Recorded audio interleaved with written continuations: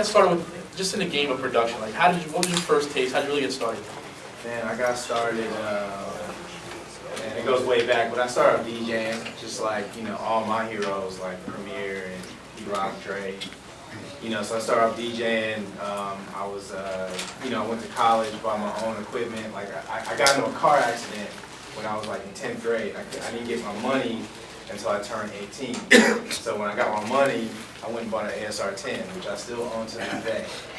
And so like 93, I bought it. I was in New York. I bought it. I told Sam Ash that I was a producer for Puffy. I worked with Puffy and Bad Boy, and then they gave me a discount. I bought a bunch of stuff. That's how you do it? Okay.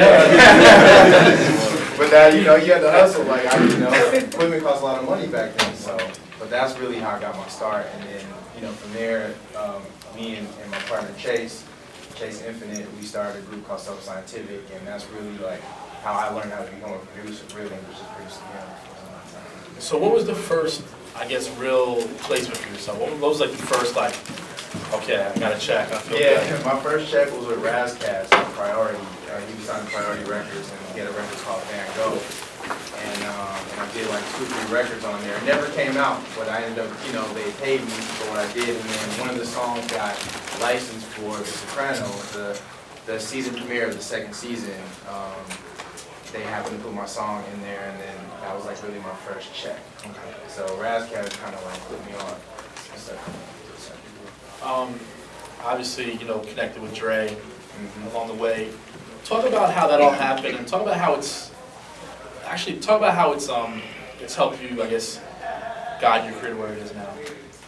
Man, I met Dre when I was 13 because he and my sister were friends, and my sister had a birthday party.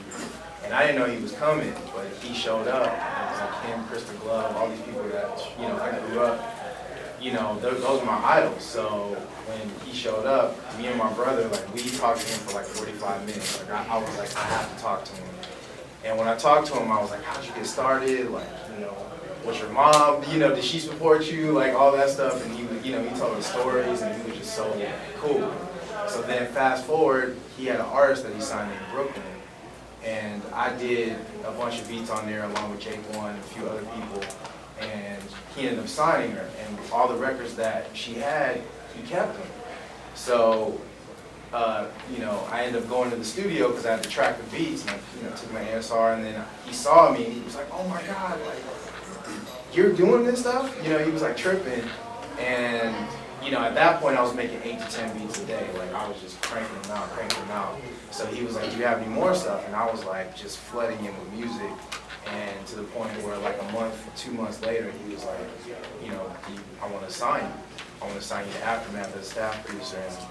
And, at that time, he had, Focus and Denon, and, like, these are all my heroes. So to be over there was like incredible.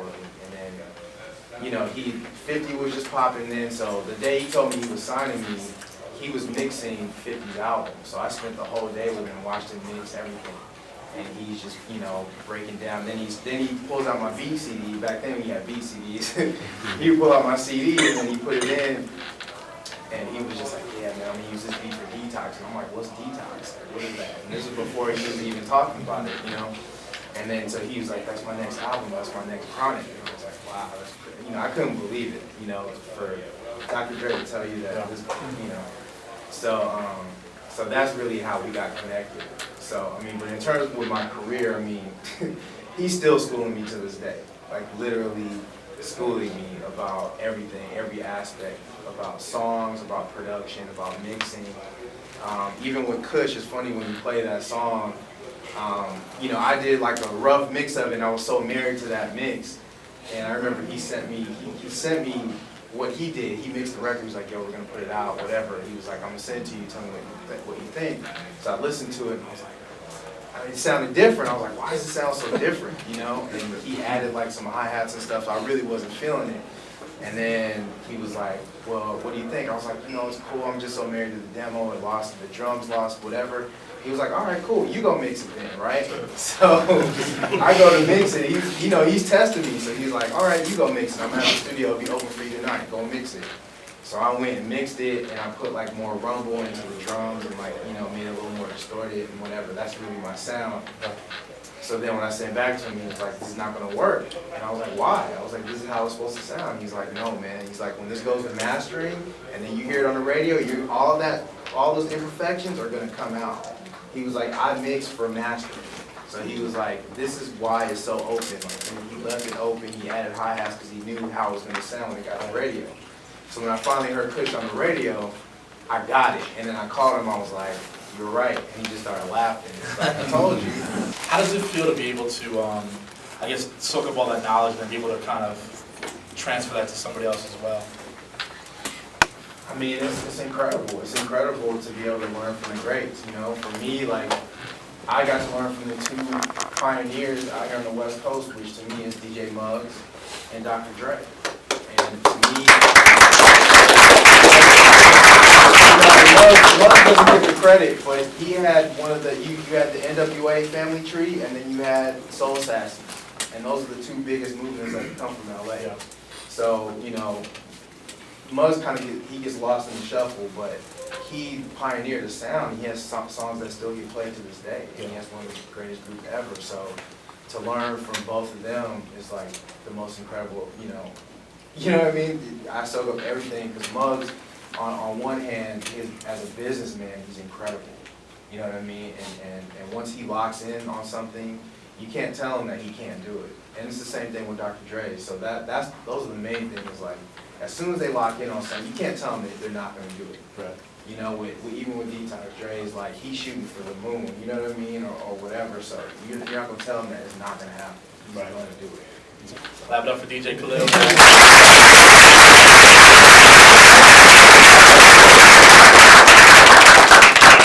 So, we have a special award for DJ Khalil. It's not a Grammy, but you know, not to sound cocky or anything, but we've been doing this this producer thing now for almost 9 years. Helped a lot of people.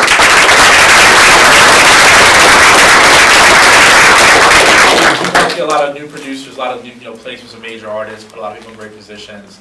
But we couldn't do this if we didn't have some sort of influence. And just like Khalil said, Dre was a huge influence in your life. I'm sure a lot of you, somebody said top 5. Some of the music this gentleman's made has somehow influenced your life. I know for a fact, some of those 50 records, like those are records that we grew up on. You know what I'm saying? That was almost like a soundtrack of our life at some point. So, you have a certain influence on people. And what we do is we have something that we give out to producers who have influence, some way, shape, or form. We've given this to DJ Toom. We've given this to Justice League, DJ Premier. We've given it to, some newer producers, obviously like Illmind, S1, that have, influenced some of the newer guys that are coming up. But we wanted to give you something called Legend in the Making Award. Wow. It's the iSTANDARD Influence Award.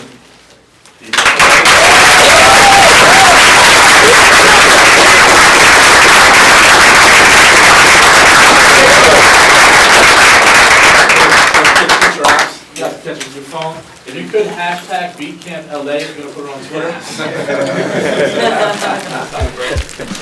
Twitter.